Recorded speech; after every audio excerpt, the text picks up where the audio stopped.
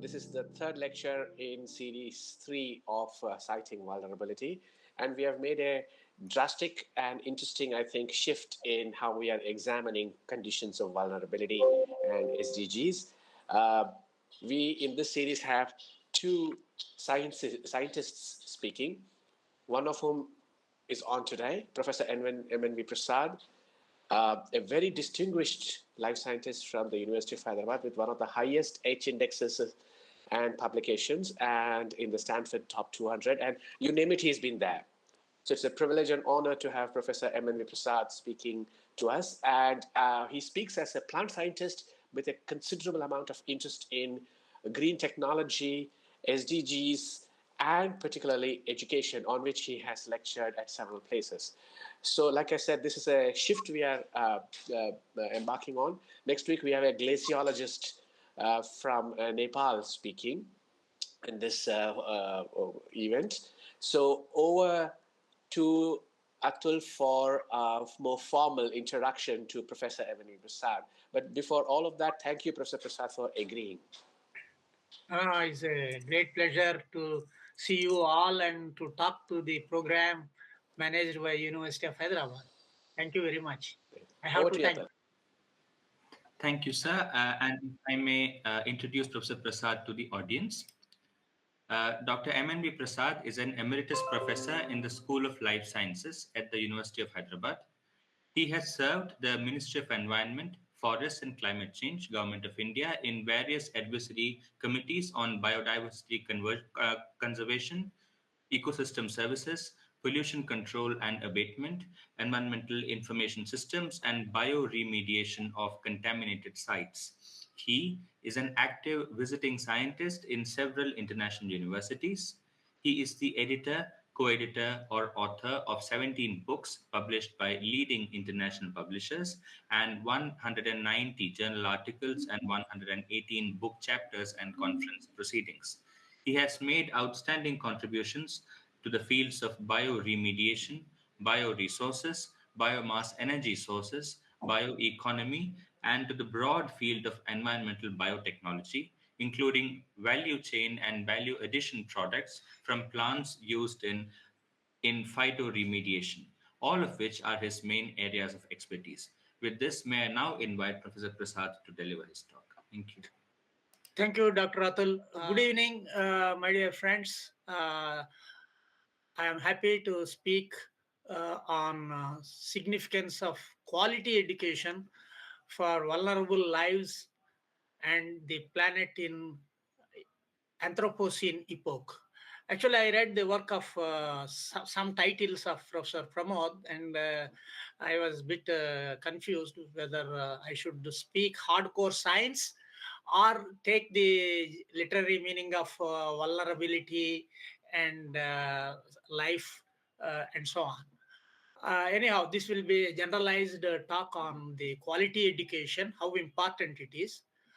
I have to explain what is Anthropocene. Anthropocene is a era geologically. You see, the planet Earth is about 4.9 billions of years. And these 4.9 billions of years divided into different eras, Precambrian, Permian, and Mesozoic, Cenozoic, and so on, of which the recent one is Holocene and human-dominated ecosystem. And that is what is Anthropocene. The Anthropocene, when there is a domination of man, I mean man in the sense human, on the natural resources and so on, there are a lot of emissions into the atmosphere, and we already have encroached the planetary boundaries. And the planetary boundaries are under stress because of utilization of the natural resources and emissions. The planetary boundaries are under stress, and that's what is reflected as what everybody is interested, concerned about climate change and the vulnerability of lives in my feeling and so on. So that is the vulnerability, planet Earth resources. We are concerned about planet Earth, and we are concerned at the same time climate change, because planet Earth is the only one having life. Next slide. Now in academics, there is a racing, according to me. Education has become an industry.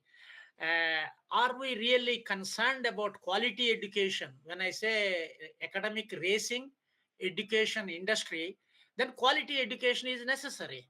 Uh, then what are the yardstick for quality education? Is it by number, or is it by the knowledge, and so on? So many of the educational institutions in our system measures the quality education in terms of number of PhDs, number of research papers, academic performance, and other policies by the institution. What is called, every institution has got a internal quality assurance. So the responsibility of that division, I myself don't know, but they are supposed to evolve certain reliable yardsticks. And we have a wide range of educational systems in India. If you take India, we have central universities, we have state universities, we have private universities, and we have IITs, ISERs, and NITs, and so on. So when we look at this background scenario of diversified institutions, quality of education is in a wide array. Is a wide array. So this is a issue how we address, academia has to address, and researchers also should investigate and then try to develop competitive spirit and to learn more knowledge and identify one of the best places. Next slide. Now, in sustainable development goals, all the audience, they are all experts in the field. Goal number 4 is quality education. When I say quality education, the sustainability science must be embedded in the quality education. The reason being, Sustainable Development Goals was adopted in the United Nations in 2015 with a mandate that these 17 goals have to be achieved by 2030.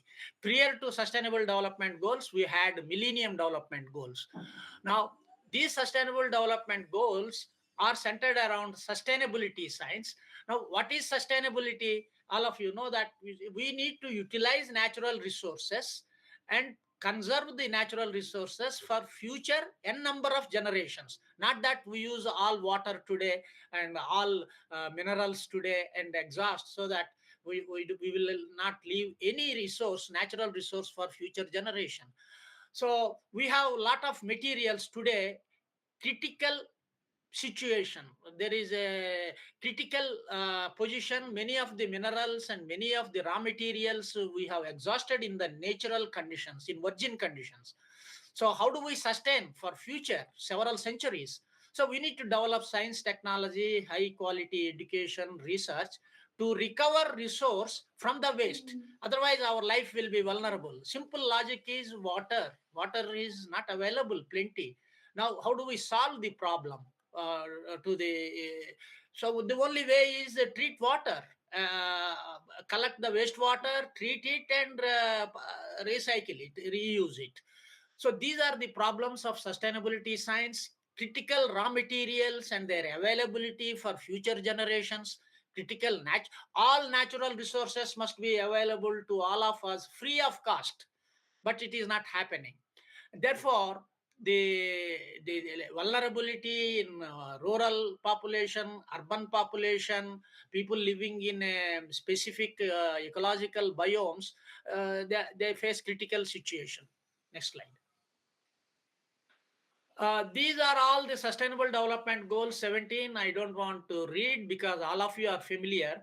But all these Sustainable Development Goals are interlinked. They are not isolated. Say, for example, if you take goal number 16, it is connected with good health and so on. All these yellow colored arrows linking these goals. There is a close interaction of different goals, and we should not see them as in isolation. And the present day buzzword all over the world is climate neutrality, climate change, net zero, and so on. We are all ambitious. The India is ambitious that we need to achieve net zero emissions by 2050. or maybe 2060. So we have so many programs in the government, renewable energy sources, and this afternoon I also gave a webinar online on hydrogen energy. See, Government of India started a hydrogen platform for hydrogen energy, and next month the Indian government is going to launch a train running on hydrogen for a 75-kilometer distance in Sonepat to Chandigarh, or Sonepat to Panipat, something like that, in northern part of the India. So the things are moving. We have electric vehicles, we have zero emission vehicles, and so on. So this is under this why we need to do this, because the planet Earth is under stress. Planetary boundaries, next slide. The planetary boundaries are encroached by human activity. So this is what I explained. This is the geological time scale, starting with the oldest to the youngest one. The Holocene is the Anthropocene, and one of the Nobel laureate has renamed it as Anthropocene, that is a human dominated world, or catastrophozoic. That means we are responsible for creating a catastrophe. All problems of weather changes, climate changes, vulnerability, all the ecosystems are vulnerable. All rich countries are vulnerable, poor countries are vulnerable. There is no preference for the damage by the climate change. So these are all the changes that have taken place in the geological past. Now, Anthropocene, people are concerned that there is going to be a sixth mass extinction. We already have evidence for 5 mass extinctions in the geological past. The first mass extinction was 435 millions of years, 370 millions of years, 240 millions of years, and 205 millions of years, and 65 millions of years. These are the first 5 classic examples of mass extinctions. We have evidence in the musea. Most of you have seen the Jurassic Park, the dinosaur extinction. So the scientists of different disciplines are feeling that there could be a sixth mass extinction. When, we don't know. Vulnerability or extinction, the whole life may become extinct, but when is a question mark, unless we address the problems of the environment, sustainability, sustainable science, and climate change, and so on. Next slide. Next one. So these are the planetary boundaries. There are 9 planetary boundaries. Out of these 9 planetary boundaries, 6 of them have already been encroached because of our emissions. Now, all of you know that ozone layer, and there are Nobel Prizes won for doing research on ozone layer. If ozone layer is destroyed because of emissions from the planet Earth, all our lives will be vulnerable, and then the life will become extinct, because there are a lot of chemicals in the name of lifestyle. We are using them, and they are all ozone depleting substances. They deplete the ozone. That means they melt the ozone shield, and that would cause a devastating effect on the planet Earth. And in terms of literary meaning of vulnerability, everyone is vulnerable. If it is a rain, we can protect ourselves by umbrella. But if ozone layer is dissolved by various chemical interactions, everyone will be finished, just like high radiation. Next slide. Next one. So in India, if you see, last year, for example, 2022, there are, in the first 273 days, there are 242 weather events which are disastrous. Almost 34 out of the 36 states and units have reported these weather extremes. There are 2,755 deaths, and 1.8 million hectares of crop was damaged. So these are all the devastating changes on the life of the humanity. And Indian government, the former Prime Minister Man Singh addressed the Indian Science Congress. Of course, now the Indian Science Congress is phased out. But this was 97th Indian Science Congress in Trivandrum, Thiruvananthapuram, 2010. I participated in that meeting. There he talked about climate change, and he said that there are so many programs the government of India is bringing up for combating the climate change issues and so on. Water is water shortage and crop resilience and diseases, pests and pandemics. So many things were talked in the inaugural lecture by the Prime Minister, because that time the Copenhagen Climate Summit was fresh. And then he talked about brain gain, and then also there is a program, technology mission. India has a large number of technological missions. War, that is winning, augmentation, and renovation of water resources. Water is the crisis, going to be a crisis for agriculture, for drinking purpose, and so on. Next slide. This, now, the Nature Climate is a highly respected journal, and there is a paper published in 2012. They analyzed 1 decade of weather extremes. These extreme weather events have a devastating effect, and several lives are vulnerable, and so on. So, United States itself in the year 2011 suffered 14 events of weather disasters, and each event has incurred a loss of $1 billion. That means 14 events means $14 billion they lost in 1 year because of weather disasters. You can see even India has helped the United States at that time for some medicines and so on. Next slide.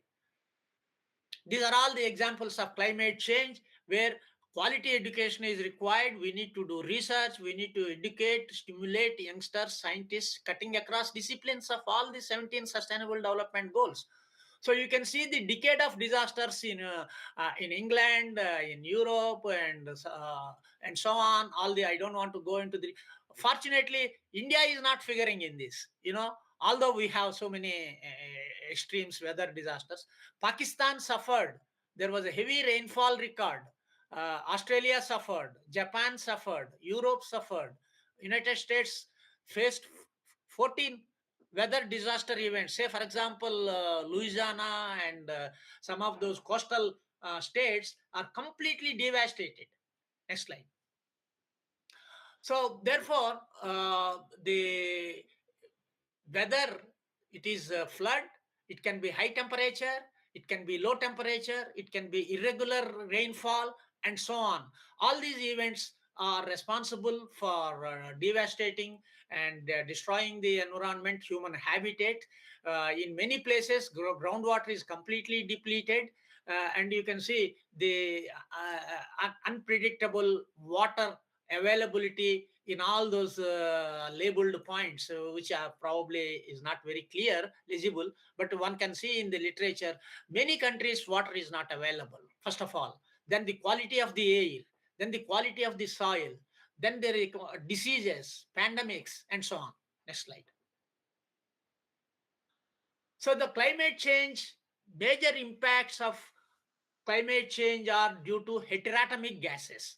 There are two atoms like carbon, hydrogen, methane, carbon, oxygen, carbon monoxide, carbon, oxygen, carbon dioxide, etc. All the heteroatomic gases, they are released because of land use alteration, cutting the green cover, destroying the tropical forests, and so on, using a lot of chemicals, agrochemicals in the agro ecosystem, etc. These heteroatomic gases are released. Even agriculture releases methane from the root system, decomposing matter, garbage, municipal garbage, we dump, we do landfilling. Even in India, till today, many advanced countries have phased out landfilling of the domestic waste. We have 5-6 spots surrounding Hyderabad where thousands and thousands of tons of municipal garbage is dumped. There are a lot of emissions coming there, methane, etc.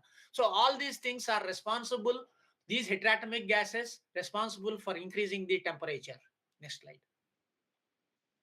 Next one.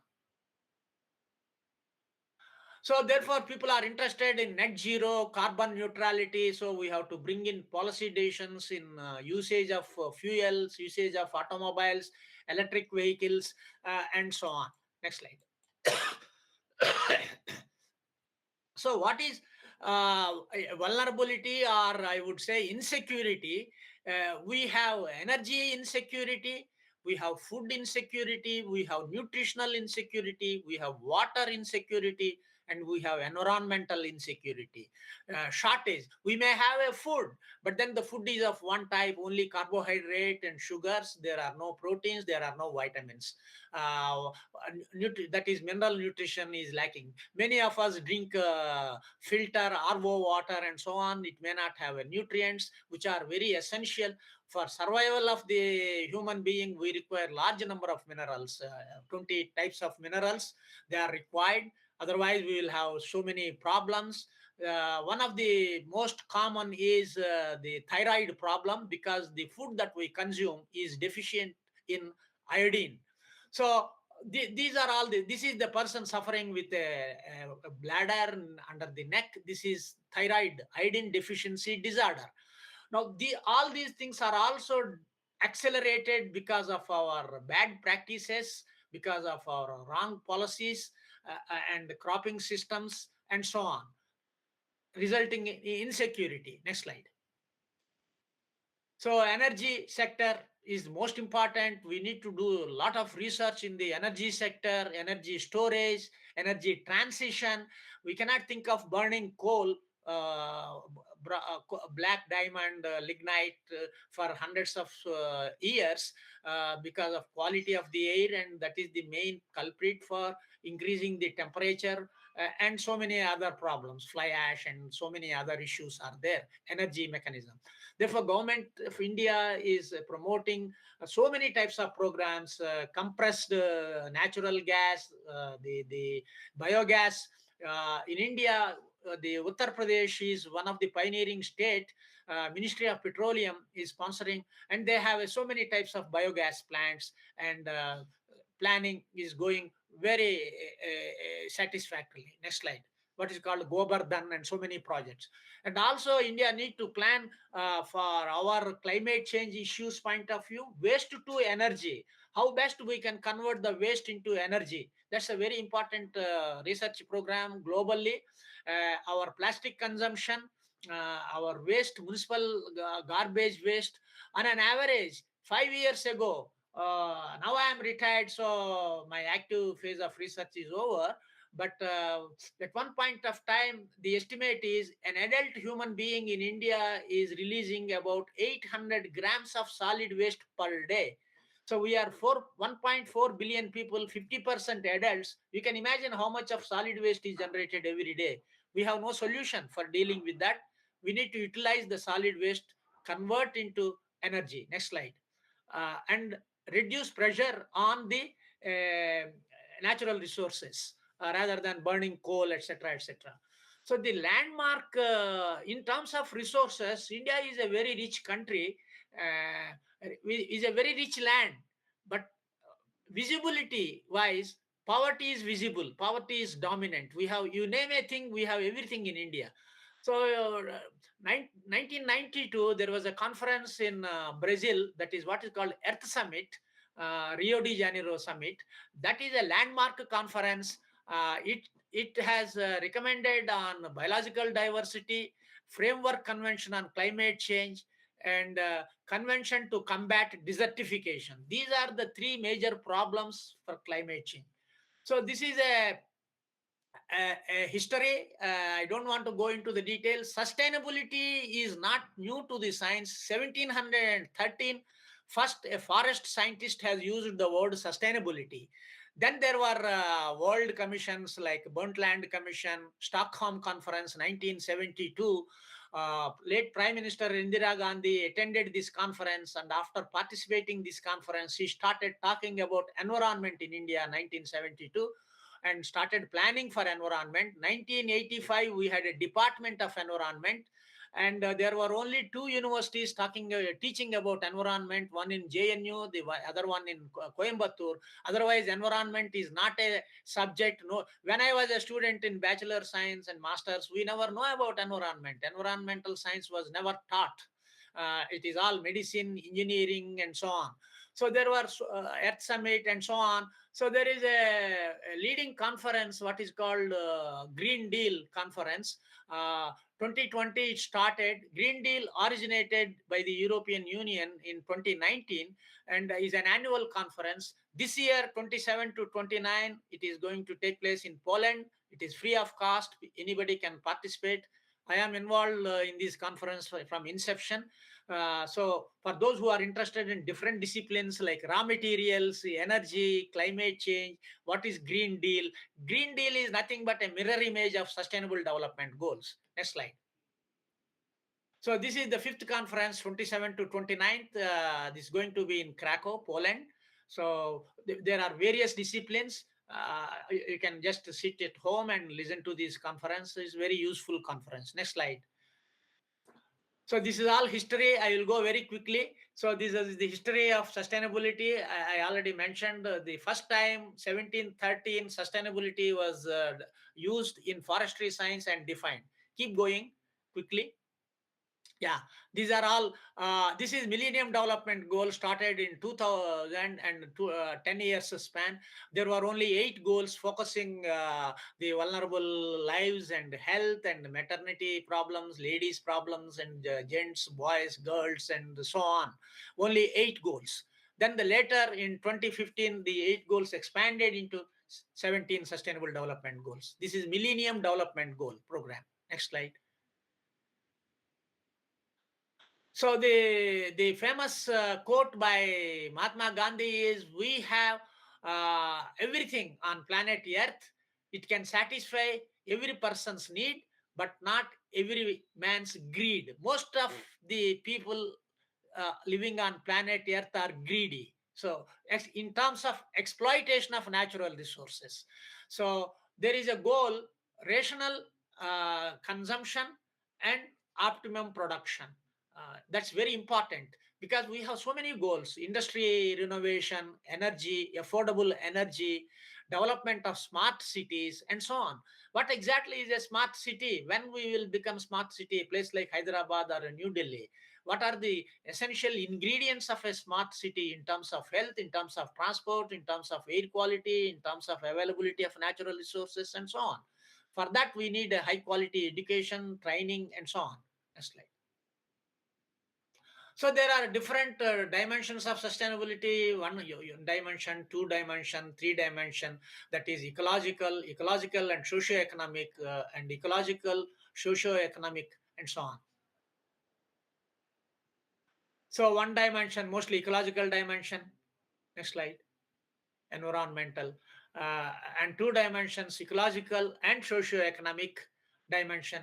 Well-being of all nations. This is what IUCN, UNEP, they have a large number of programs. IUCN, International Union for Conservation of Nature and Natural Resources, United Nations Environment Program. They have so many programs which are relevant to all countries. For example, UNEP recognized one day, June 5th, as World Environment Day. And every year, the most important environmental theme is suggested, and people should work in that direction. There should be seminars, discussions, research, and so on every year. Next slide. So this is summary of that. Next one, all one dimension, two dimension, three dimension. So environmentally, ecological dimension is very important in this. Sum and substance of this is conservation of natural resources, and improvement of the ecosystem productivity. Say, for example, we have a barren productivity, rocky area, scrub jungle. Now, if we can convert that in a span of 2 decades, 3 decades into a forest with the tree cover, that is certainly an ecological development, and edaphic factors will improve, and then energy capture mechanisms will improve, and timber and resources we will be able to recover, renewable resources, biomass based resources. Next slide. Then social dimension. Next slide. The World Commission, Economic Commission, talks about that economic dimension, countrywide, household wide, and so on. Next one. So this is the Green Deal program of the European Union, and these are the Sustainable Development Goals. How the Green Deal is like a mirror image. There is a farm and fork. These are all the Green Deal programs, farm and fork. That means from the farm, from the agricultural field, we should be able to get food without any contaminant, without any pesticide residues, etc., etc. So Green Deal and Sustainable Development Goals are mirror images, but terminology is slightly different, number is different. Next slide.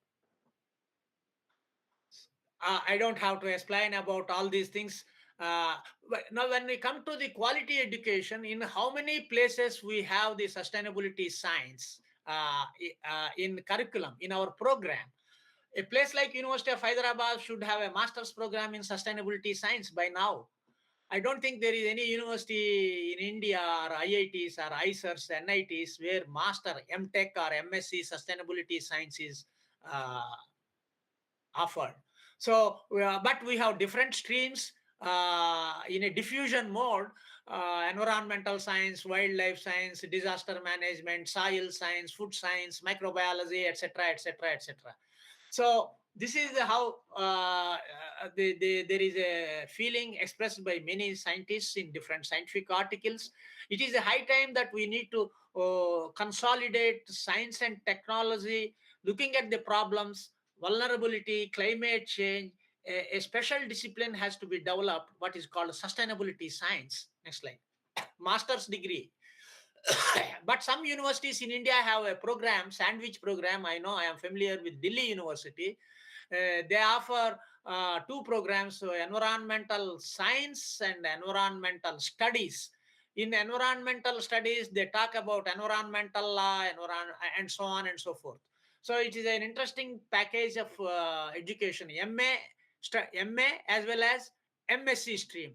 For example, in MA, you talk about gender and the environment, global environmental issues, culture, environmental communication, education, technology, society, ethics, Indian environmental law, etc., etc., MA. And this is MSc stream. Next slide. So more or less the same thing. Skip. Next slide. So how do we solve these kind of issues, vulnerability problems and climate change problems? A famous natural historian, Sir Richard Attenborough from US, is an FRS. He had suggested 10 ideas. One is drive less, use bicycle, and eat plant and fish based material. So when you consume fish, mostly aquatic, so there is not need of high chemicals, fertilizers, and so on. Recycle, practice recycle, conserve energy, zero waste, like what we talk about, zero emission, zero waste fashion. For example, I give one example. Romania is a leader. They use old clothes and recycle them, old clothes, and produce the most fashionable and very expensive clothes. Is a novel idea.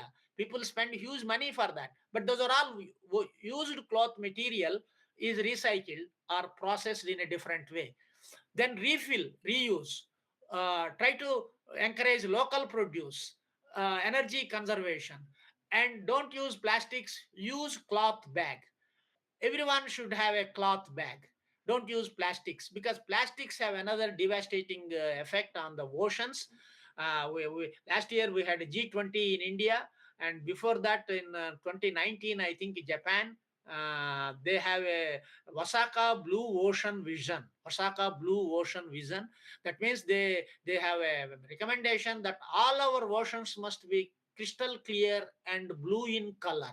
Right now, oceans are the receptacles for all kinds of waste.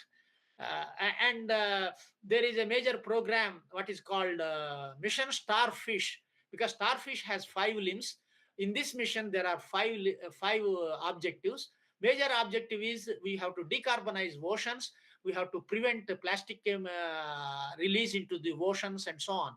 Because the moment we consume more and more of plastics and we don't find solution and they don't degrade, there is a great diversity of chemistry, they will destroy the whole planet and they accumulate. And most of the recent episodes of flash floods, whether it is in Kerala or it is in Andhra Pradesh, is mostly because the canals, the drainage canals and water flowing streams are choked with the plastics, tons of plastics. So we need to find a solution to stop plastics, use cloth bags. Next slide. So the urban environmental pollution is another huge field, and that is the origin for what is called the climate change. Next slide. This is what it is, marine problem, marine litter. You can see, I don't want to go into the great diversity of the chemistry. Marine pollution abatement should be a serious program for every nation. India is a maritime country. We have a huge coastal line, but all our plastics are ultimately joining our own oceans and create a lot of problem. Next slide. So microplastics, these are the microplastics, and they have huge. Every house releases microplastics without our knowledge, because almost every house. When I am studying BSc, I don't know washing machine, I don't know air conditioner, but today every house has one or more than one washing machine, first floor one and ground floor one. And washing machines, when we wash clothes, clothes have a lot of plastic material, buttons, zips, and so many materials. And the washout from the washing machines releases so much of microplastics. Ultimately, it is deposited in our own water systems, aquatic ecosystems. Next slide. There are a lot of research papers on it. So this is what is Mission Starfish. These are the 5 major objectives if you want to achieve zero pollution. The recommendation is from the G20 of Osaka Blue Ocean, which is a major recommendation for global conservation, preservation of oceans. Many of the oceans, we have large number of crashed aircrafts. They are immersed in the deep seas. We don't know how to retrieve them. So a lot of material is released into the oceans. It has a devastating effect on the coral reefs as well as seaweeds and seafood. Next slide. So the waste from sludge and wastewater is also an important resource. We need to develop technologies. A lot of nutrients are there. Next one. Mostly sludge, municipal sludge, wastewater sludge. Next slide. And sludge is a resource, is an important resource. We can sludge valorization and sludge biorefinery concept is a very important material. We can get energy out of it and we can recover energy. One classic example from sludge could be the phosphate mineral, phosphate. Phosphate, NPK, nitrogen, phosphorus, potash are most important. Phosphorus is finite in nature from rock, and only 4 countries in the world have reserves. No other country has, other than these 4: China, Finland, Morocco, and I think Chile probably. So these 4 countries export phosphate mineral to all other countries. So agriculturally dominated countries, without phosphate, they cannot continue. And phosphate is required every year. Now, we don't have. And phosphate is supposed to exhaust in nature by 2094. Critical raw material. What are we going to do after 2094? A plant cannot grow without phosphate. So we need to develop from the sludge, from the wastewater, failing which the whole life will be threatened. Next slide. No food. So these are some of the recent works, 23, 24. There is a book on water in circular economy, how best we can use used water for circular economy. Then sustainable and circular management of resources, bioeconomy, and this is on decarbonization, drivers to achieve carbon neutrality and sustainability. There is a lot of recent information, high-tech information in all these things. Thank you very much. Thank you very much. That's it. That's a small film. It's all right. Thank you very much. Now, if there are any pertinent questions, I will be glad to answer. Thank you, sir. We'll now take questions from the audience. Yeah. Roy, please go ahead. Roy has a question. Please go ahead, Roy. Thank you, sir, for the presentation. My question is about species conservation in India. In India, we have been following a method of conservation where we identify keystone species like the tiger, and then we say if we protect the tiger, we will protect the entire environment. But the problem is that the tiger mostly occurs in monoculture deciduous forests, and the biodiversity there is very low.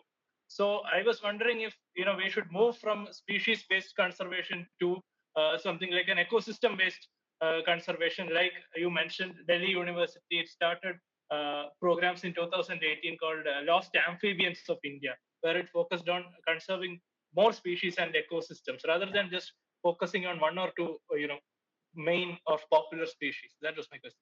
Yeah, I will address in two ways. One is species extinction is a natural process. There are so many evolutions, iterative evolution. That means one species exhausts, another new species will appear, another new species will appear after time, like that, parallel evolution, etc., etc. So extinction is a natural process ever since the planet Earth originated 4.9 billions of years ago. There was no life to begin with. It was all chemical molecules, chemistry. Then there is a membrane, there is a chemical synthesis, chemical evolution. After chemical evolution, biological evolution. Now, why tiger conservation is required is there is a classical concept called food chain and food web. Food chain, food web. Tiger is a top carnivore. That means in a family head earns money. Suddenly family head dies and there is no other earners. Then whole family is crippled. So tiger in a forest community is the top carnivore. There is a famous ecologist, Wodum and Lindemann and so many people. There is what is called as ecological pyramids. The ecological pyramid is a pyramid shape. You all understand is like a triangle vertically tapering. On the top of it, on the top of the pyramid is carnivore. So that's why we pay attention for tiger conservation, and we also conserve other species which are extinct or becoming rare and rare.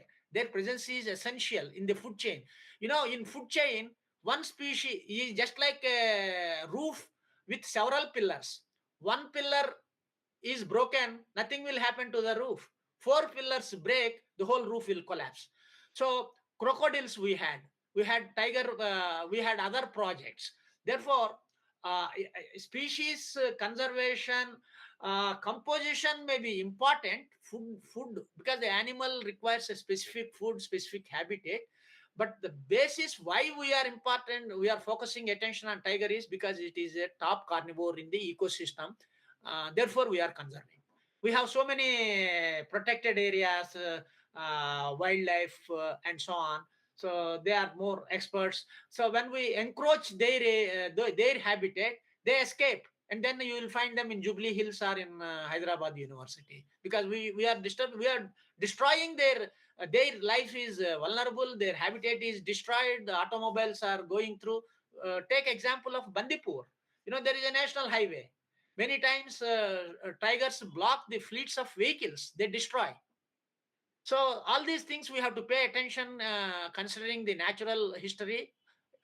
Extinction of species is a natural process anyway. Whether any kind of measures take, as I mentioned, 5 mass extinctions have already taken place when there was no man. So now the worry is, if there is a 6th mass extinction, human being will be wiped out. Till Triassic, Jurassic, there is no human being. Human being appeared only in Cenozoic and Holocene time. And man and biosphere. Then started the conflict. Man on one side and the whole biosphere, geosphere, hydrosphere is on the other side. Man has a central nervous system and he tried to dominate. He tried to take decisions. Some are good, some are very bad. Say, for example, Silent Valley, Palghat, 1983, I visited Silent Valley Dam when they wanted to construct on Kunti Puja River, electric project, hydroelectric project. How much of electricity it produces? But what is the history of the forest? It's a millions of years old forest and diversity. There are so much of a diversity we don't have any other place in India. So there were so many teams visited and recommendations. Finally, the then Prime Minister Indira Gandhi was convinced and the Silent Valley project was shelved. Thank you. We can discuss lengthy on this. This is a very ocean. This subject is very ocean. Thank you, sir. Thank you. Thank you, sir. There is one more question in the chat box. May I read it to you, sir? There is a question in the chat box. I'll read the question. I am able to read. Okay. I'll read. Thank you. Would not it more sustainable and ethical to stop waste at production level? Yeah, it is sensible, but there are so many programs, zero discharge. But how many of our industries and systems and domestic systems are practicing practically zero waste? But there are many programs, research programs, zero emission, zero waste technologies are available. Zero discharge, reuse of the same water, industry use water, same is treated and it is used. No fresh stock of water is consumed for industrial process. So it's sensible. See, we will generate waste in the process of lifestyle comfort.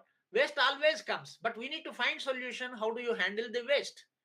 Either for recycling or for circular economy or for energy point of view. See, because there is a great demand for energy. And then a ban on fast fashion, which produces tons of waste. You see, any ban, India has tons of literature of environmental laws. No other country has. Now, are we following? That's the question. So it takes long time. Emissions, say, take for example, automobile emission. You pay 50 rupees, you just will get a certificate. However, awfully it is polluting. So if this is the mindset of the people, uh, many places we don't have tap water. Many railway stations don't have taps, water. So one side is a collectively wrong steps, continuous for decades, climate change, perennial rivers are dried up, water availability is a big question mark, therefore is happening. On the other hand, we need to educate mankind, continuously educate mankind, try to update their mind, change their mindset. Why people are going for automobile, electronic mobiles, electronic cars now, two-wheelers and four-wheelers and so on. Gradually, the government may increase incentives and so on. So, fossil fuel consumption will decrease. Maybe another 20 years later, other kinds of fuels will come. Actually, the last slide was about that. In some countries, there are automobiles with wireless charging. They don't use fossil fuels. Wireless charging. So you have a large number of points. The major problem with our country is 1.4 billion people of different agro-ecosystems, ecological zones. We have 12 distinct ecological zones. 12 distinct ecological zones, starting with Himalayan belt to the Gulf of Mannar. So to address such a complex subcontinent, we cannot find quick solution, but it has to be continuous. But in any case, as I mentioned, 1985, the government of India thought about environment. Since 1985, we have made significant developments. 2014, the Ministry of Environment evolved into Ministry of Environment, Forest, Wildlife, and Climate Change was added. Maybe later something else will add to this: climate change, zero emission, sustainability, etc., etc. Our new departments will come up. Thank you very much.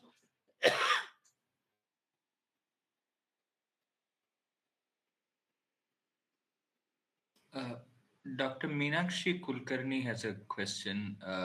Yeah. Thought-provoking. How do you deal with the plastic waste, plastic bags, and so on spreading? Yeah, you see, there are many countries plastics are not produced at all for domestic thing. In our system, it's our fault. If you carry your own leather bag, and you don't demand give a plastic carry bag and so on, plastics can be controlled. But I must tell that plastics have made significant contribution for humanity. Single-use plastics in medical sciences, they are necessary. But then in normal course, so much of a plastic, starting with the plates and the coffee cups and so on, railway. You see the railway stretch. A project can be done. You take one track from Tiruvananthapuram to Delhi, all along the railway track of 3,000 kilometers, you will get tons of plastics every day, tons. So we need to find solution, and we need to educate mankind. Plastic waste. There are solutions for plastic waste. A country like Thailand has a program for plastic marine pollution abatement, particularly plastics. They use IoT technology. They use other technologies to sense where plastics are there, garbage, and collect that and handle it.